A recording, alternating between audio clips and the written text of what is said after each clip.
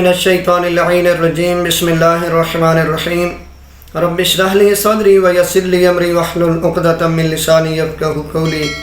ناظرین محترم السلام علیکم ورحمۃ اللہ وبرکاتہ۔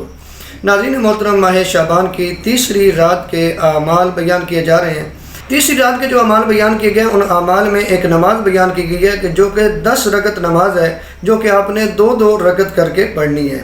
یعنی 2 رکعت پہلے پڑھیں گے، پھر 2 رکعت، پھر 2 رکعت، پھر 2 رکعت، پھر 2 رکعت، 5 دفعہ اس کو پڑھیں گے تو یہ 10 رکعت نماز ہو جائے گی۔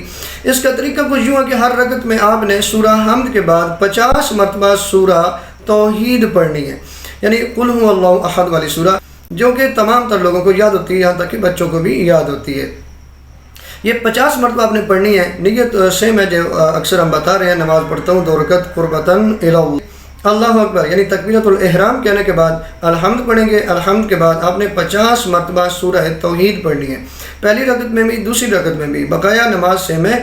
اسی طریقے سے آپ یہ 10 رکعت نماز پڑھیں گے تو پروردگار سے جتنی جائز حاجات آپ طلب کریں گے پروردگار قبول فرمائے گا، جتنی جائز دعائیں مانگیں گے پروردگار قبول فرمائے گا، چونکہ نبی اعظم صلی اللہ علیہ وسلم نے بیان فرما دیا کہ یہ تو وہ مہینہ ہے کہ جس مہینے میں پروردگار اعمال کو قبول کرتا ہے اور آپ کی دعائیں جو ہیں ان کو قبول فرما لیتا ہے۔